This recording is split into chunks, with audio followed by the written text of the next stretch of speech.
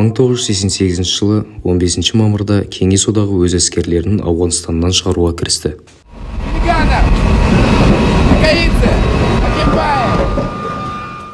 Соңғы батальон Ауған Кеңес шекарасынан 9 ай өткеннен кейін ғана шығарылды.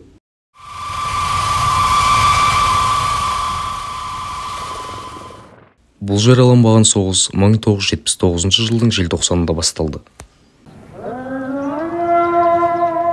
Ауғанстан басшылығының бірнеше рет әскери көмек көрсету туралы өтініштеріне жауап ретінде Кокопок саяси бюросының Ауғанстанға кеңес әскерлерінің шектеулі контингентін енгізу туралы құпия шешім қабылданды.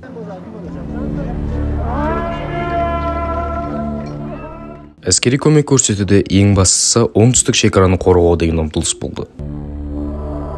Ауғанстан өте тұрақсыз көрші болды. Мемлекет ел азамат соғысының алдында тұрды. Үкімет әскерлеріне қарулы оппозиция қарсы болды. Күрес Ауғанстанның бүкіл аумағын толық саяси бақылау үшін жүргізілді.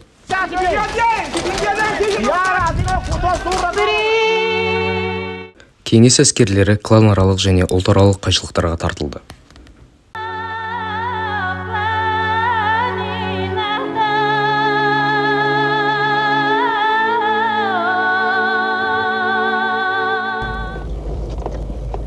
Маджахеттердің әрекеттері партизандық және диверсиялық сипатта болды.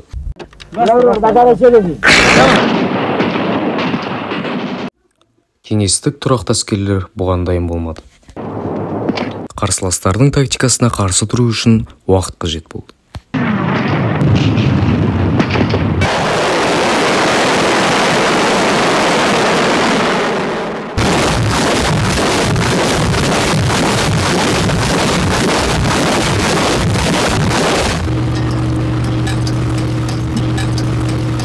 Жыл, 1 ай және 18 күн, жарты миллионнан астам кеңес сарбаздары мен офицерлер өткен Ауған соғысы сонша уақытқа созылды.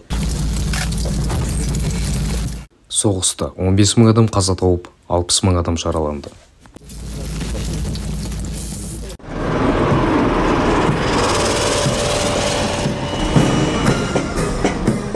Тарихшылар мен саясаткерлер бұл оқиғаларға қалай қарасады? Әскери адамдар өздерінің сарбаздық, армиялық міндеттерін орындағанын есте ұстаған жөн. Әскери адамдар қабылданған антқа адал болып қалды.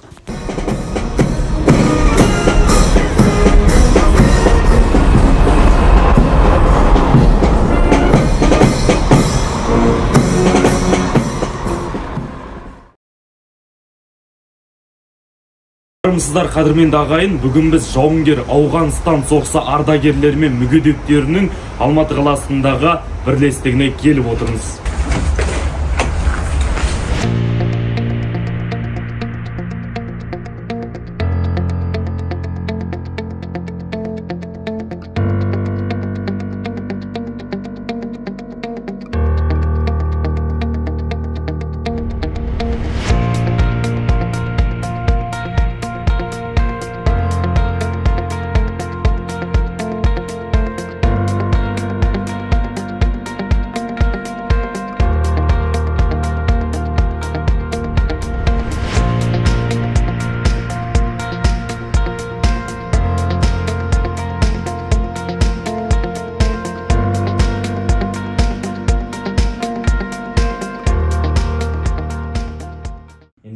Сұхбатымызды бастамас алдын өздеріңізді қысқаша таныстырып өтсеңіздер.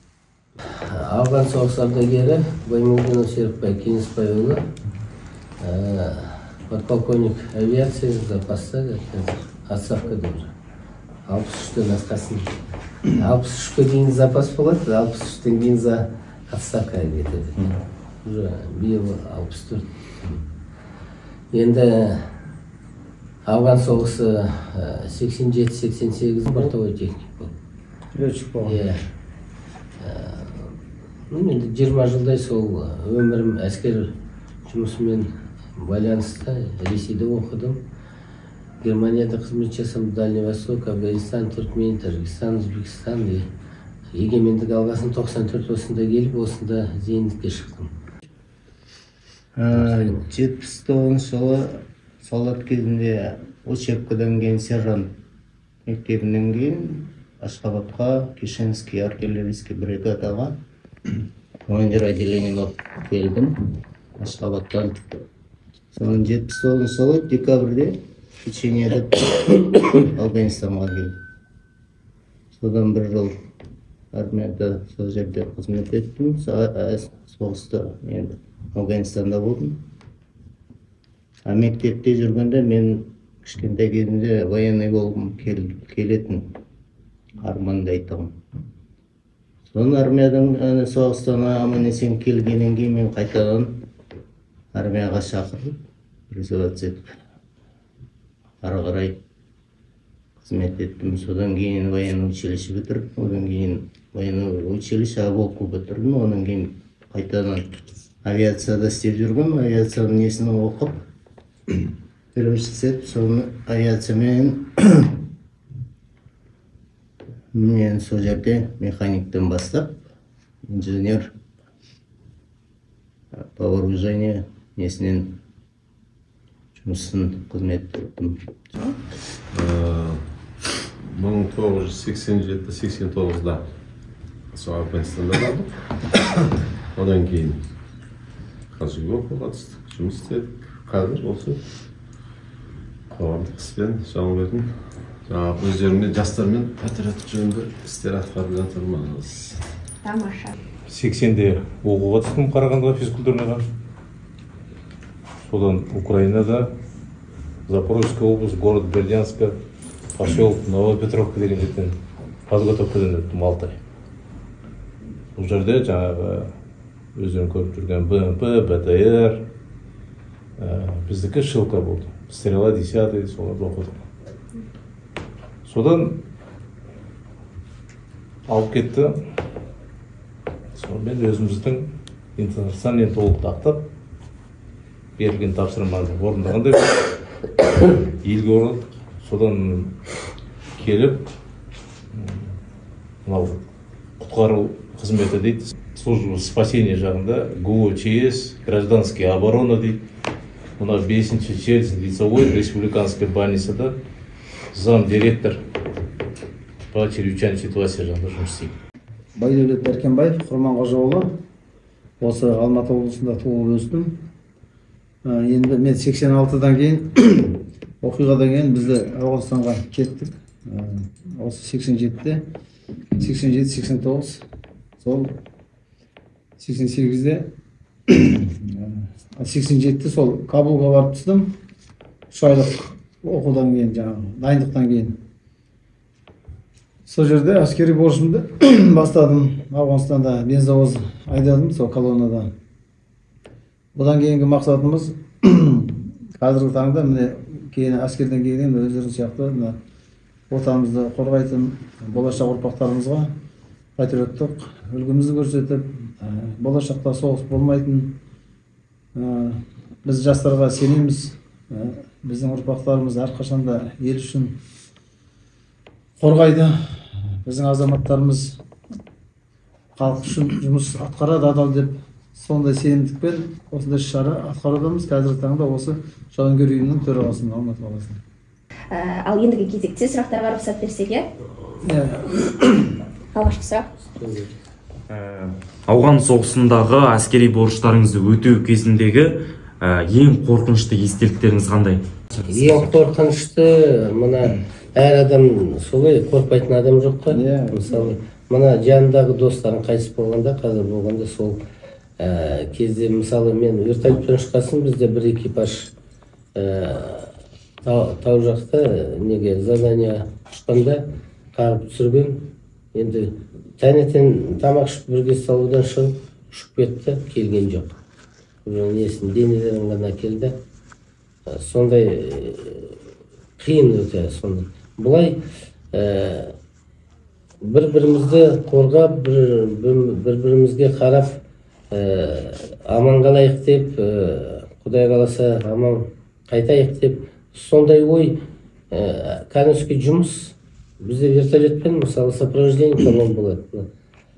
Содан кейін посттар бар, блокпосттар тауда, машина жетпейтін жер, сонда барамыз.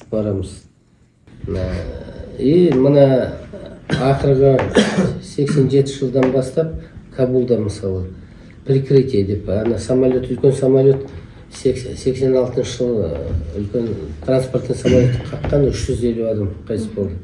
Сол үшін самолет Союздан келеді, оны қорғаймыз отырғанша. 2 вертолет ұшып жүреміз. Ана Стингер деген бәле болды ғой. Содан кейін ұшқан кезінде тағы біз бірінші ұшамыз. Анау 7000 алғасын уже Стингер жетпейді. Кетіп қалады. Сондай направлениемен біздің жұмысымыз болды. Енді сол жұмысты істеп, қолымыздан келгенше аман қайтайық деп, сол бірінші ой болды. Мына қаза болғанда қиын. Сол жағдайда араласқан жігіттер қайтыс болған. Қазір міне алдымызда, ортамызда отыр екенсіздер, өздеріңізбен сұхбат алып отырмыз. Біз өте қуаныштымыз. Ал ендігі келесі сұрақ, сіздерде жауынгер ретінде бірнеше марапаттарыңыз бар, иә? Сіз үшін, мысалы, жалпы сіздер үшін қайсы ең бір жүректеріңізге қымбат, жақыны, сіз сол марапатты алу барысында, мысалы, тойталмай еңбек еттіңіздер, мысалы? Барғанда медаль береді екен, орден береді деген екен деп ойланып жоқпыз ғой. Біз не дейді? Приказ не обсуждается, а выполняется дейді. Тапсырма берді. Бұйрық талқыланбайды, орындалады дегендей. Сол бұйрық берілді, біз бардық, алдымызға қойған тапсырмаларды орындадық. Біздер батальонда мысалға менің ойымда жоқ. Салангіде жаңағы сопровождение колонны деген 3 ай тұрдым, мына бергі бетінде. Қыс уақытында осындай. Бір қарда қалың болады екен, желі де сұмдық. Тұрасың ана таудың басында, қалтырап дірілдеп. Ойлаған біз үсіп қаламыз ғой деп. Әйтеуір тірі қалдық қой. Содан келгеннен кейін, неше түрлі жағдайлар болып келгеннен кейін батальонда 2 адамды не қылды, марапаттады. Ол кезде біздің командирлердің бәрі орыстар, украиндар, белорустар, қазақ офицерлер өте аз болады. Мінекей өздеріне тартады олар марапатты. Мұсылман халқына бергілері келмейді. Сонда мен таңғалған, сол кезде батальонда 2 адамды марапаттады, соның екіншісі маған за боевые заслуги деген ол жауынгердің үшін ең жоғарғы марапат. Соны алған жағдайымыз бар. Содан кейін ол марапатты бергеннен кейін жаңағы басқарма олай тұрмай, біз сені марапаттадық, енді сен басқаларға примерный солдат болу керексің, жаңағы патриоттықтарын ояту керексің деп тағы да жүк артып қояды. Енді мен ойымша мына ол біздегі Красный звезда дегенді мысалға жараланған кезде ғана береді. Я болмаса бір өткен бір ерлік жасап, аса бір мықты ерлік жасасаң, қанша ерлік жасаса да мына жаңа Герой Советский Союз дегенді басқа ұлтқа тағы да бермейді. Біздің жаңа қазақ азаматтарына ары кетсе қандай ерлік жасаса да қызыл жұлдызбен бітіретін. Одан артық. Сондықтан ол боевой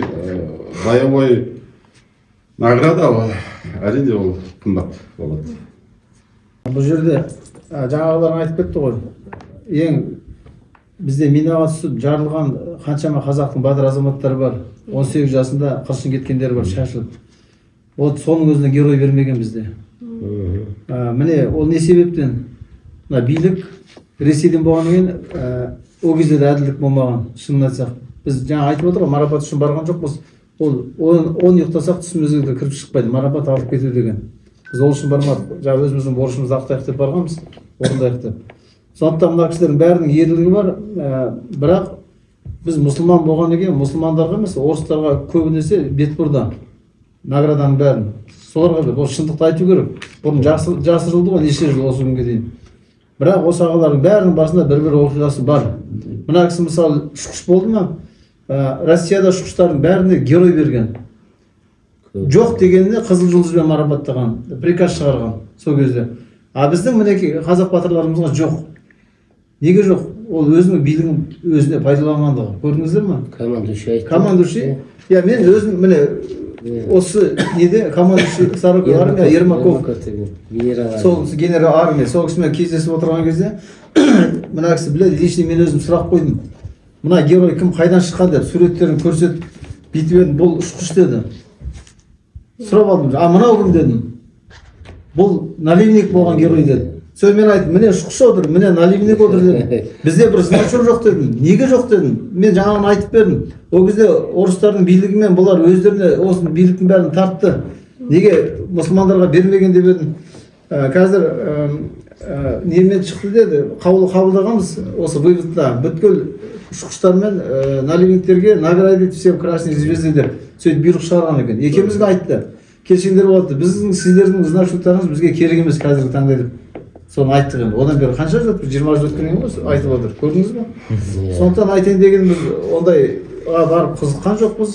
Өзіміз аман-есен отанымызға оралғанымызға, тірі қалғанымызға соған да Құдай тәубе етдік. Әйтпесе не бір вертолеттер жарылып, не бір тауда мынандай бауырларымыз ұшып, минаға түсіп жарылып жатты, снайпершілеріміз, біздің саперларымыз болды. Бензовоздар жарылып жатты, қирап таудан домалап жатты мысалы. Вот сондай оқиғалардың өзін олар мойындамады. Басым 80% мұсылмандар болды жоқта. Қалғандары орыстар болды. Орыстардың көбі жаңағы писар болды, жазғыш болды енді. Шынын айту керек қой енді. Боевой неге көбінесе олар бармады. Бектер болды, жаңағы өзінің ерлігін көрсеткен. Енді жаңа өздерің айтып қалдыңдар қорқынышты хабар деп. Қорықтыңыздар ма? Түскен кезде, адам қорыққан кезде денесі мұздай болады екен. Мынадан мұздай кетеді, кәдімгі морозилікке салып қойғандай. Мен түскен кезде аузым аңқайып қарап тұрмын. Сөйтсем, бауырым мен үйге кетіп бара жатырмын деп. Арт жағыма қарасам, коляскада аяғы жоқ, екі аяғы жоқ, қазақ баласы отыр, капитан. Кеуде толған медаль көрдім, оның керегі не, екі аяғым жоқ болса. Вот сол кезде мен денем мұздай болып. Сонда ана үстімде тұрған весмішекті алдым да кигізе салдым, мынау саған бауырым деп. Бізде мысалы барған кезде менде военный билетті көрсеттім. Военный билетте жазылып тұр. Жаңағы айтты ғой, награда үшін емес бізде. Отличник советской армии, начальник штабтың печатымен менде тұр. Болды менің ең. Отличник советской армии деген печатный начальник штаба Емельянов деген қол қойғанды бар. Болды. Иә, содан кейін мына екеуміздің немізде военный билетіміздің артында жазылып тұр. 500 километр марш-бросок жүргендегі печаты бар бізде. Болды, басқа жаңағы біз награда емес, біз о кезде присяг тапсырдық. Я, гражданин Союза Советских Социалистических Республик, выступаю в ряды вооруженных сил, принимаю быть честным, храбрым, дисциплинированным воином. Әлі күнде есте қалған нәрсе бізде. Соны жаңа нарушаю, если что, принимайте деп. Ол біз нарушать етсек, біз не қыламыз? Біз сол намысқа тырысып, өзіміздің интернациональный долг борыштық келдік. Біреуміз сержант, біреуміз младший сержант, біреуміз старшина, біреуміз мына кісілер енді оқығандар жаңағыдай өздерінің званиясын алып келгендер. Қазір балалар әскерден қашып жатыр. Соған не дейсіздер дейді. Біз енді оларға не дейміз? Мысалы, ол әркім өзіне байланысты. Сен өзің мысалы әскерге барған кезде жаңағы құлшыныспен, жаңағы өзің спортпен айланысып, өзіңнің мына жан сезіммен баруың керек. Жаңа әскерге барғанда жаңа қасымдағы мынандай достарым, сарбаздарым, менің жаным қандай болса, бір-бірімізді сөйтіп құрметтейік деп. Сөйтіп барсаң, болмаса мен барғанда күшті болуым керек. Мен қазір мықтымын, анау ұрып соғып қол жудырым керек деп барсаң, онда ана жерде қашқанда болады, таяқ жеуде болады, бәрі болады. Сен өзің сияқты ана адамды солай көруің керек. Ана командирің сенің әкең сияқты көруің керек. Ол саған қандай тәрбие беріп, команда берсе де, соны шынайы өзің орындап, борышыңды орындасаң, сен ертеңгі күнде жаман болмайсың. Ал егер теріс кетсең, апарып қамайды, ұрады, соғады, мысалы, не бір жаман нәрселер орындырады ғой. Сондықтан қазіргі жастар сондайдан қорқады. Бәріміз біріміз үшін, біріміз бәріміз үшін болу керек па? Бұл жерде әскерде тәртіп бар. Тәртіп бар жерде өлім жетім деген болмайды. Шаг право наказание. Тәртіп болған жерде жаңағы сияқты өлім жетім аз болады. Қазір не тамақ тоқ, көйлегі көк, бүкіл жағдай жасалған, неге бармасқа? Қазір сосына жігіттерге айтарым, баруға, наоборот тұрысу керек. Әскерге барған адамның әскерден келгеннен кейін мүмкіншілігі екесе жоғары болады. Қазір билет берілмейді, қызыл билет деген. Болды, отменять етіп тастады. Енді әскерге бармасаң жұмысқа тұруың да қиындайды. Бірақ әскерге барып келсең, жоғарғы оқуына түсе алмаған болсаң, жақсы характеристика алып келсең, без экзамен, без ничего, документ тапсырасында грантқа оқисың. Қандай күшті мүмкіндік беріп жатыр мемлекет. Соны жіберіп алмай, наоборот әскерге баруға ұмтылу керек. Сол кезде болашақта өнекей мықты еркек болып қайтып, бала шағаны асырайтын халге жетесіңдер. Соны түсіну керек. Ағаларыңыз айтып тұр ғой, осының бәрін көргендеріңіз сіздер енді жастар ары қарай енді сол көрген нәрселеріңізді оқыған нені ары қарай басқа жастарға көрсетіп өздеріңіз не жасауыңыздарыңыз керек. Сонда сөйтіп ойлаймын, енді жастар көрсететін кезде, енді мысалы кездесу болады. Сіздер айтып, осындай жерде барып, осындай адамдармен кездесіп, сондай әр нәрсе қандай, қалай, кім қалай неде солдат кезінде болды, қалай өз өмірін көрсетеді, сондай айтып отырғыздарыңыз керек. Сондай енді ары қарай жалғас сіздер ғой, енді балалар, жастар. Мен өзім немерем қазір 10-шы класс оқиды. Сол мен енді қазір 65-ке келіп олсам да, енді қазір ертең армияға шақырса да, мен любой уақытта барғым келіп тұрады да, әлі үмітім бар деген сияқты. Өйткені мені сол өзі Қазақстан болғаннан кейін өзіміздің немізді қорғауымыз керек. Сол тәрбие содан басталады дейді. Біз әрқашанда дайынбыз осындай кездесуге. Қашпаймыз мұндайдан. Ол неге қашамыз? Біздің өзіміздің жастарымыз, болашағымыз сендерсіңдер. Қазіргі кезде Алматы қаласында шамамен қанша ардагер бар? Естігенім 2400 бірдемен 2,5 деп айтуға болады. Оның өзінде міне январдан бастап, міне қазіргі уақытқа дейін 4-5 адам қайтыс болды. Жуық шамамен айтқан кезде 2,5. Жуық шамамен. Өзіміздің өсіп келе жатқан өрендерімізге, жас өрендерімізге, қаракөз қыздарымызға, балаларымызға бір бата. Енді бастарыңа бақ берсін. Өрістерің кең болсын. Басқандар іздерің бақ болсын, отырғандарың тақ болсын. Осы елдің бақытты ол қыздары бол. Әмин. Өстіп ағаларыңды құрметтеп келгендеріңе рахмет. Сендерге басымыз иеміз. Сіз осы отырған қазақтың әр ұл қыздарына өмірде өзімізге осы отырған ағаларың не тілейді, сендерге соны тілейміз.